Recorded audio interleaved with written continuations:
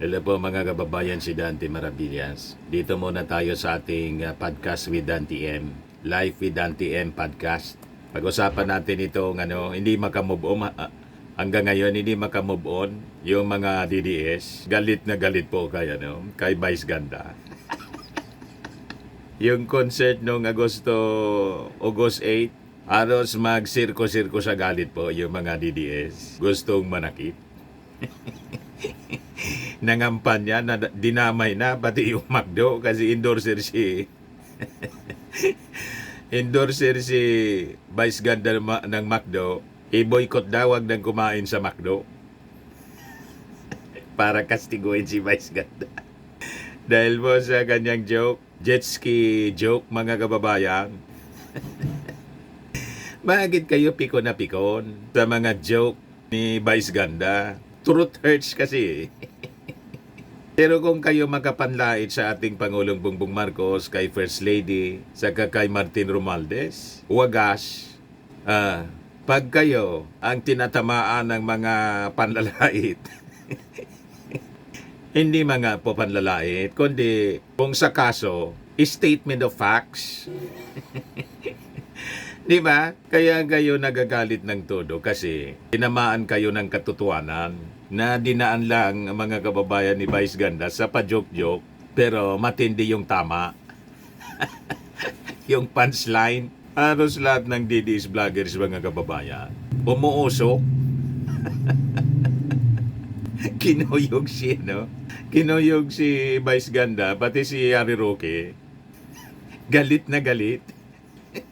Ayan sabi ni Harry Roque, ano bang ginawa sa'yo ni Tatay Digong?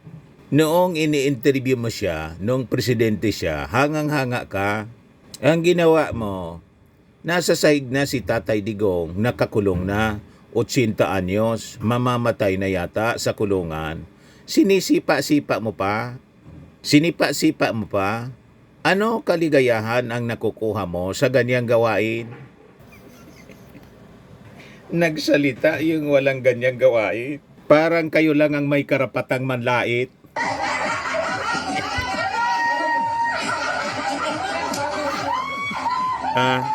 Parang kayo lang ang may karapatang manlait.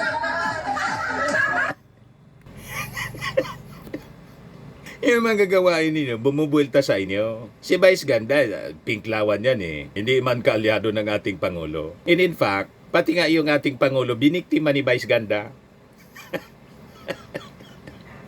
Pero wala mang ganyan na reactions yung mga supporters ng ating Pangulo na pati yung McDo i-back out, i-boycott.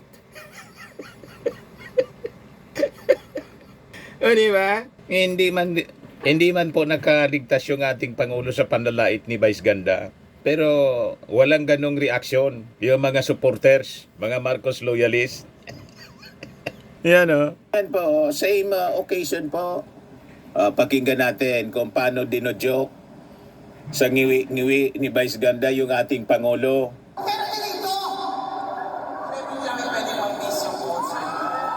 Vice Ganda, minasay ang pangani BBM. Yan.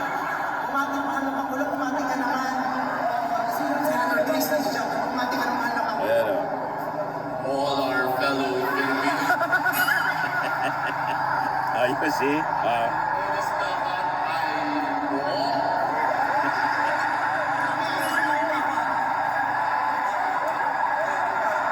minasayog pa nga.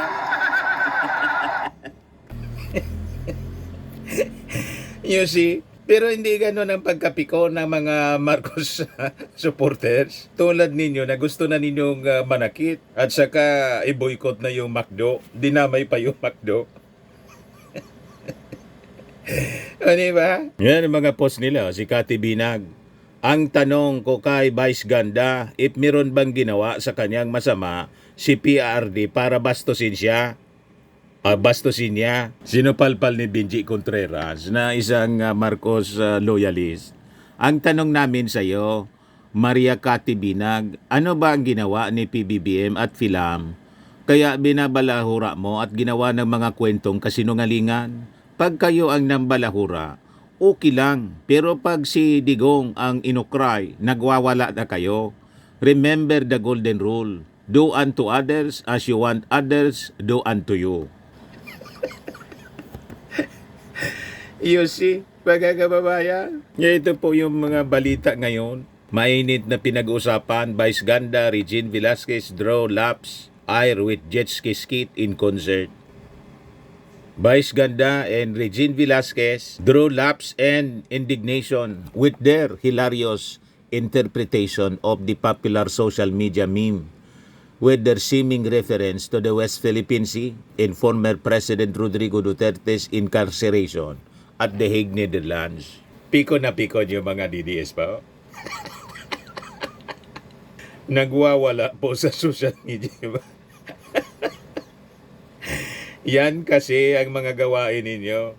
Lahat na panlalait ninyo sa ating Pangulong Bongbong Marcos, kay First Lady Martin Romualdez, bumubuelta sa inyo. O, di ba? So, sabi dito sa balita, on the first day of the 2-day Super Divas concert noong Agosto 8 sa Smart Araneta Coliseum, Vice Ganda and Velasquez did a spin on a popular Jet to Holiday meme, as seen in clips shared by fan accounts. The Asia Songbird kicked off the set by singing the popular line, "Darling, hold my hand," as the It's Showtime mainstay host in sparky pink leotards and bright pink wig prance on stage with backup dancers holding a tarpaulin with the phrase "Jet Ski Holiday." Magaling yung writer po. At director, at maganda yung paka-execute ng comedy skit ni Vice Ganda sa ni Regine Velasquez. Effective po siya kasi umusok yung tumbong ng mga mga DDS po sa galing. O, di ba? Effective kasi naging controversial po. Hanggang ngayon po, di makamove on. 2 days na. Ganon ang pinag-uusapan, mga kababayan, sa social media. Click yung concert ni Regine at saka ni Vice Ganda. Talk of the town ngayon. The sketch was a dig at Duterte, who is in his 2016 presidential campaign declared that he would ride a jet ski to the Spratly Islands to plant the Philippine flag amid China's forceful claims over Philippine waters and territories. However, the former president claimed in 2021 that his campaign promise was just a pure joke that was believed by stupid people when they demanded that he take action against Chinese incursions. Joke man lang yun. Kaya, gumawa naman po ng joke si Vice Ganda. Pero that is a statement of facts. Kasi totoo naman po na sinabi yon ni Digong. Nagyabang. Yan pala, joke man lang. Kaya kayo nagagalit. Kasi nabibilad yung mga katarantaduhan ni Digong noon. Nare-refresh yung isipan ng mga tao na pinagluluko lang tayo. Tinawag pa nga niya na mga estupido yung mga naniwala. You see?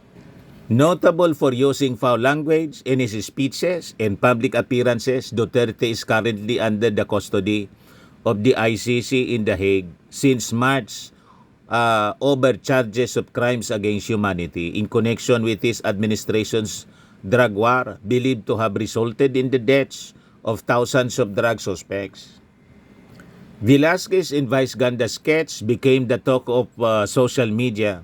A seemingly polarized nation weighed in. Some netizens found it hilarious and would even taunt supporters of Duterte, who would also come to the defense of the jailed former leader and warned the actor TV host of Kamapans. Ito yung video clip ng ikinakagalit nila. Nothing beats the jet ski holiday. Right now, from Manila to West Philippine Sea via jet ski.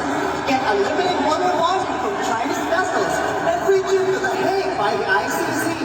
Promo applies to DPS only. Picking up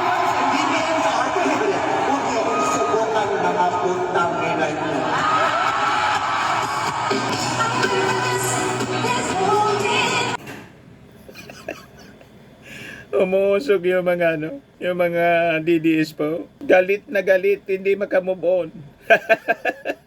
O, ito yung mga sari-saring reactions po. Sabi ni Wako Wako, grabe, sobrang tapang mo talaga, meme. Nilalaban mo talaga ang tama. I love you, meme. Sabi ni Inib, magagalit mga DDS niyan. O, ito na yung mga DDS. May araw ka din, Vice Ganda. Sabi ni Ashley Dilima, sakit ba? Sabi ni Mike 25, okay lang yan, basta forever close na ang ABS. Sabi ni AG Gonzales, DDS is spotted. Sabi ni Jassy, the serve naman pala, ipasara. Sabi ni Boss Nick, okay lang, basta sarado na kayo. Sabi naman ni Fake News Killer, okay lang din, basta forever na nasa dahig ang mayor na OFW. Sabi ni Supremo, punta ka sa Davao, Vice. Sabi ni Philippines, nothing beats the Jet 2 holiday. Ang right na walang ABS-CBN, takbo-takbo sa tax to save a family of celebrities. Sabi ni Herm, may gaba raman gyapon na someday abangan. Sabi na ni host, oo, nagabaan nga og yung sa dahig. Sabi ni Sad Tofo, Vice Ganda is Vice Ganda. Love her or hate her, she does not care. So the meme originated from the promotional advertisement of a tour operator based in the United Kingdom, which went viral after their 2024 holiday packages. Advertisement made the rounds of social media. Kinopya lang mga kababayan ni Vice Ganda, may twist po na punchline na ikinagalit ng mga DDS. O, di ba, mga kababayan? Si, Akbayan Party List, Percy Sindanya, sumaklolo kay Vice Ganda, over jet ski holiday joke. Sabi ni Percy Sindanya, mabuhay ka. Pareha sila kakamping eh. O, di ba? Sabi ni Sindanya, speaking truth to power is most potent when it makes people laugh. Ibig sabihin, tagos na tagos. Sabi po ni Sindanya sa kanyang Facebook na kanyang sinulat kagabi, mabuhay ka, meme, Vice Ganda. Salamat sa paninindigan. Ngayon, yung rabid vlogger ng mga Duterte, si Tio Moreno, bumanat ng todo po kay Vice Ganda. Sabay post ng kanyang picture na lalaking-lalaki si Vice Ganda. Ayan sa private Benjamin yata itong picture ginawa. Ayan si Tio Moreno, isa ito sa mga pinatawag sa Congress, Quadcom investigation for spreading fake news. Basahin natin yun, sinasabi niya rito. Open letter to Vice Ganda. Former President Rodrigo Duterte, Rodi Duterte left office with a record net satisfaction rating of positive 81 as recorded by Social Weather Station in June 2022, his highest ever. Despite being detained, Duterte was re-elected mayor of Davao City with a landslide victory, securing 660,000 plus votes, more than 8 times the tally of his closest rival. Meanwhile, his daughter, Vice President Inday Sara Duterte, made history in 2022 by garnering over 32,000 million votes, the highest vote count ever recorded in Philippine elections. Sabi nga natin mga kababayan, yung 32 million ni Sara, ang 31 million noon, mga Marcos supporters. Ang 1 million, yun malang po yung mga DDS. Ano yung patunay natin? Nangampanya sila, mga kababayan yung mga DDS, na i-boycott si Vice Ganda. 20 million yung followers ni Vice Ganda. I-boycott daw ng mga DDS. So nabawasan ng 1 million na mga followers. In just 24 hours daw si Vice Ganda. So yun ang patunay na 1 million lang sila. Ha? 20 million. Pagkatapos ng kampanya yung mga DDS na i-unfollow o naging 19 million. Vice Ganda, 19 million na lang followers. So malinaw po, 1 million lang oh. 20 million, 1 million na nag-withdraw. Tama yung analysis natin. Yung 30 million na pinagmamalaki nila na boto ni Sara, 31 million mga Marcos supporters, 1 million lang yung DDS. Yan ang rason mga kababayan kung bakit hindi naglakas loob si Sara na tumakbo sa pagkapangulo kasi matatalo siya. Tama ba? Kaya nga hindi sila maka people power kasi wala magpi-people power po na maraming tao kasi kukunti lang yung DDS. You see, at makita ninyo sa latest survey, bagsak si Sara Duterte. Mas na umabanti na mga kababayan kay Sara, si Martin Romualdez. Yan o. 57% si Martin, si Sara 54%. Trust rating, performance rating 59%, 50% lang si Sara. You see, mga kababayan. Kaya baseless ito na mga sinasabi ni Tio Moreno. 32 million, wala na po yan. 1 million na lang ang natira sa 32 million. So sabi niya, when you mock the 80-year-old father, their 80-year-old father, you're not just targeting the Duterte family. You're wounding millions of Filipinos who continue to believe in his leadership, principles, and unwavering political will. Tama din kayo, 1 million na lang. Pero what about yung mga milyon, 31 million na Marcos supporters po na iniinsulto ninyo? Tulad ng pang-insulto ni Harry Roque. So ito okay lang sa inyo?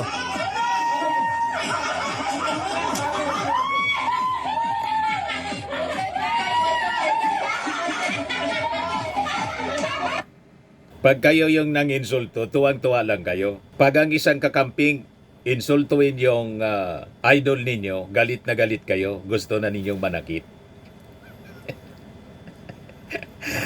Diba? What you sow, you reap.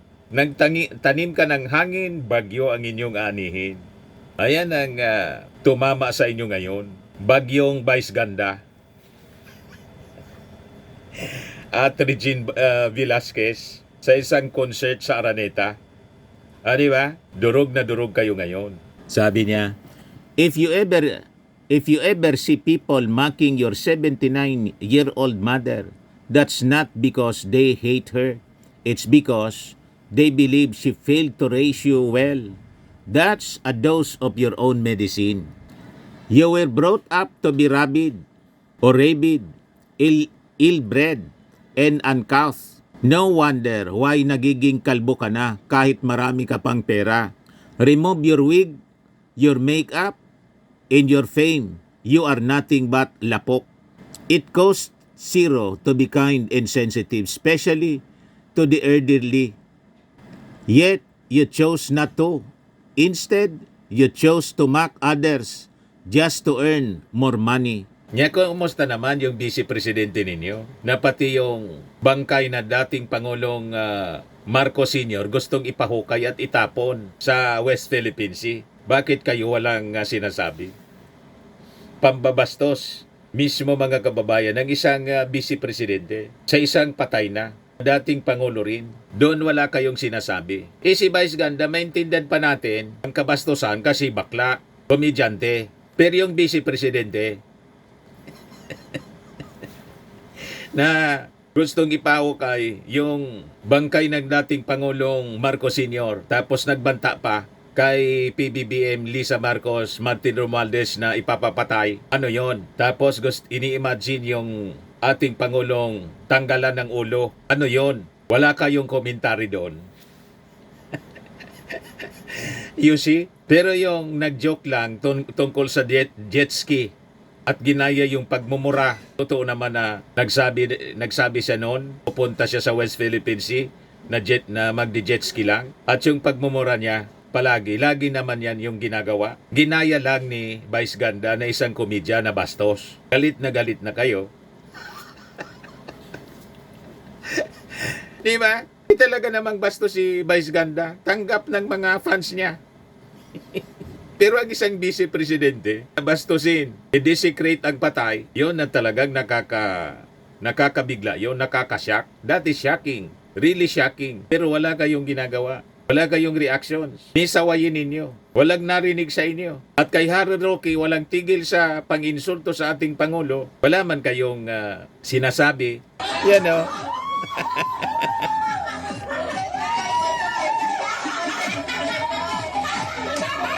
Halakakan yung mga DDS.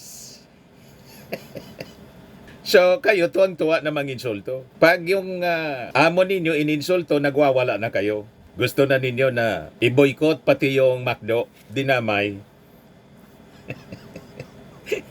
O, di ba? Sabi dito ni Juan Luna Vlog, yung mga DDS kapag si Digong ang nambabastos sa simbahan at sa Diyos, joke lang daw. Huwag seryoso. But when the jokes on Digong, galit na galit, bastusan na daw.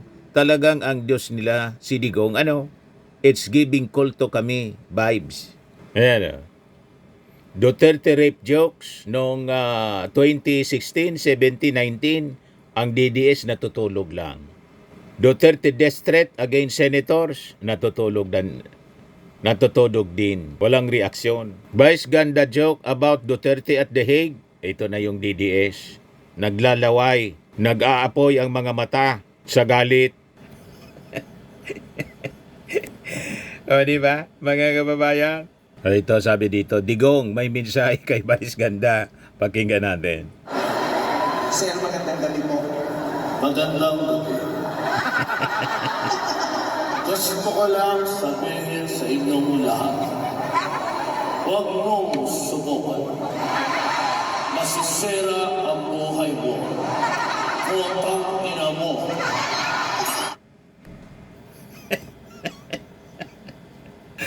Statement of facts, mga kababayan yun. Kasi sinabi naman talaga yun ni Digong at kanyang pagmumura, mga kababayan. Way of life na niya. proud na proud siya. Pati yung mga DDS, proud na proud sila. Kaya nga po, walang DDS na hindi marunong magmura. Ang lulutong kung magmura, mga kababayan, sa social media. Kasi naman sa kanilang leader. Like leader, like followers, mga kababayan. Pero sensitive sila. Pag sila ang pinagmumura, sila yung ininsulto, mga kababayan, sensitive sila. Pero pagdating sa iba, insensitive sila sa kanilang mga masamang ugali.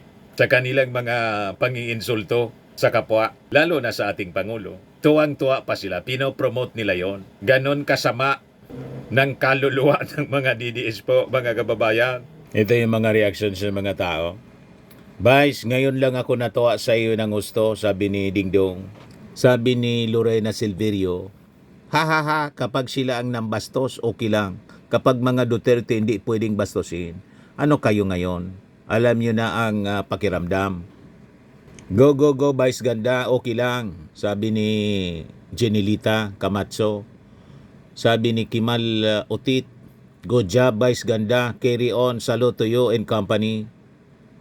Sabi ni Angelica, ngayon lang ako natuwa ng gusto kay Vice kasi nagalit mga didilis. Sabi ni Jinky Aquino, what goes around comes around. Pikon na pikon. Pikon. Sabi ni RS, wala namang bastos sa sinabi ni Vice Ganda. Sabi ni Melchor, bakit mga didilis, pag binabastos nyo si PBBM, okay lang sa inyo, masaya pa kayo? Sabi ni YD News, pag sila, mumurahin nila ang Pangulo. Di kami napipiko ng mga loyalista at pinagbantaan pa ni Sara Mau. Sabi ni Roland Gonzales, buti nga sa mga DDS na yan, mga panatiko na sa leader nila. Sabi ni Lourdes, dapat lang yan, Sir Dan, bastos din naman yung mga didilis.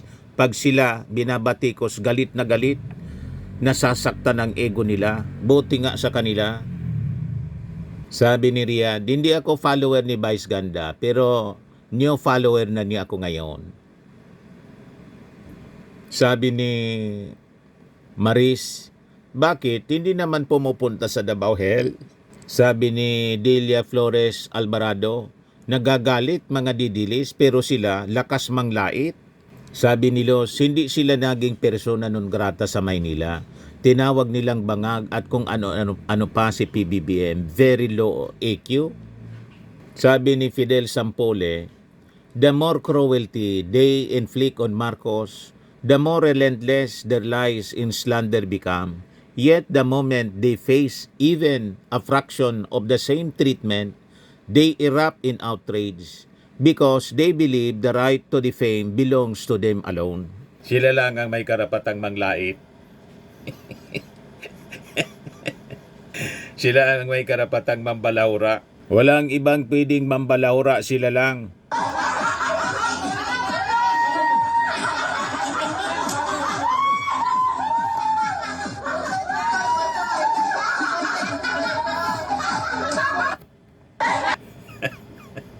Kita ninyo, mga kababayan? But anyway, ganun talaga sila eh. Maintindihan na lang natin, mga kababayan. So ngayon, you taste the dose of your own medicine. Ano pakiramdam? Anyway, kung hindi pa po kayo nakasubscribe, mga kababayan, dito sa ating YouTube channel, podcast natin, Life with Dan TN, click subscribe nyo po. At sa mga gusto na magnegosyo po nitong bagong product natin, I am worldwide amazing pure organic barley powdered drink mix from Australia. Mag-message lang po kayo sa amin. Dante Maravillas Facebook account o kung hindi sa aking anak, Riz Maravillas. So lagi nating tatandaan, mga kababayan, sa buhay, you become what you believe. Ako po si Dante Maravillas. Bye-bye. God bless.